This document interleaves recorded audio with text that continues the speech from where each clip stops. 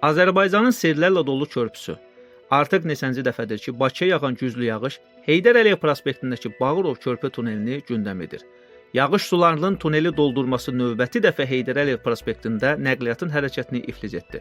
Deməli, aidiyyatı qurumlar bu problemin təkrarlanmaması üçün çıxış yolu tapmasalar, görüləsi günlərimiz var. Yerin Qulağı kanalı bu dəfə yağışlı havalardan sonra hamının dilindən düşməyən məşhur Bağırov körpüsü haqqında sirli məlumatları təqdim edir. Videomuza keçməzdən öncə kanala abunə olmağı unutmayın. Sizin dəstəyiniz bizim üçün önəmlidir. Körpü tuneli 1933-53-cü illərdə Azərbaycan Kommunist Partiyası Mərkəzi Komitəsinin birinci katibi olmuş Mirzəfər Bağırovun adını daşıyır. Köhnə Moskva, indiki Heydər Əliyev prospektində yerləşən bu keçiddə bir əsas, iki yan tuneli var. Tunellərin üstündən isə qatarları ötürən dəmir yol xətti, köməkçi maşın yolları keçir.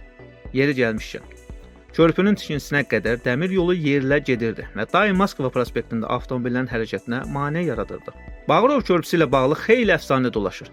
Deyilənlərə görə bir gün Mirzəfər Bağırov avtomobillə aeroporta gedərkən sözügedən ərazidə keçid bağlı olduğuna görə yük qatarını düz 2 saat gözləməyə məcbur olur. Moskvaya uçmalı olan birinci saatib gecikməsindən narahat olur və bərk əsəbləşir. Nəhayət, şlaqbaum qalxır və sürücü maşını hava limanı tərəfə sürür. Artıq təyyarəyə qalxan Bağırov onu yola salan müavininə üz tutub deyir: "Qayıdandan sonra orada körpü layihəsi hazır olsun." Anladın? İddia olunur ki, körpünün layihəsi 2 həftəyə hazır edilir.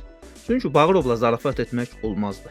Amma körpünün tikintisi ilə bağlı olan bu deyilənlər yəqin ki, hansısa təxəyyülün məhsuludur. Axı Azərbaycana rəhbərlik edən birinci şəxsin aeroporta tələsərkən 2 saat keçsə dayanmasına necə inanmaq olar? Şübhəsiz ki, birinci saatibin Moskvaya uçacağı əvəzindən məsul şəxslərin, o cümlədə dəmir yol rəhbərliyinin diqqətinə çatdırılırdı ki, müvafiq təhlükəsizlik tədbirləri görülsün. Yəqin ki, Moskvaya uçan Bağırova dəmir yolunda yaşıl işıq yandırılmışdı. Bununla belə, Mirzəfər Bağırovun haqqında bəhs etdiyimiz körpünün tikintisinin təşəbbüskarı olması istisna edilmir. Başqa bir əfsanədə deyilir ki, Mirzəfər Bağırov körpünün formasında M hərfinin şifrələnməsini əmr edib. Körpünün M hərfi formasına tikilməsi də onun adını simvolizə edir. Məlumatlara görə birinci katib Moskvadan təcrübəli mütəxəssislər dəvət edir. İnşaat materialları gətirilir. O, vəzifədə olduğu sonuncu ildə, 1953-cü ildə körpünün inşasına start verilir. İddialara görə, tikintidə o zaman Sovetlərin əlində olan Alman hərbi əsirlər və həbsxanada saxlanılan dustaqlar da işlədilib. Körpünün tikintisi zamanı işlər dayanmadan 4 növbədə görülürmüş.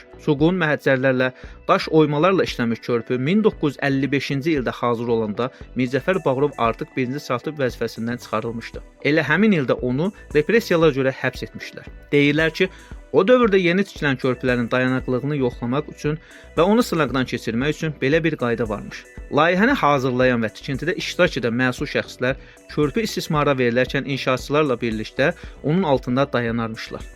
Bununla da onlar körpünün möhkəmləndiyindən zəmanət verdiklərini sübut edilmişlər. Güya Bağırov körpüsü istifadəyə veriləndə də bu qaydadan istifadə olunub. Partiya rəhbərliyinin göstərişi ilə layihəçilər və inşaatçılar körpünün altında dayanıblar. Bu doğrudur ya yox demək çətindir. Amma fakt odur ki, Bağırov körpüsünü Bakının ən davamlı yol ötürücülərindən biri adlandırmaq olar.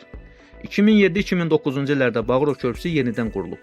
Yenidən qurma işləri Türkiyənin Kolin şirkət tərəfindən həyata keçirilib. Layihə çərçivəsində əvvəlcə körpünün üzərinə çıxış üçün nəzərdə tutan köməkçi yollar genişləndirilib. Bundan sonra körpünün dizaynında yeniləşmə işləri aparılıb. Heydər Əliyev prospektində hərəkət zolaqlarının sayını artıran yol ötürücüsünə daha 2 aşırım əlavə edilib. Qeyd edək ki, yazını Modern Az saytı hazırlayıb. Videomuzu bəyəndinizsə kanala abunə olmağı və yazmağı unutmayın.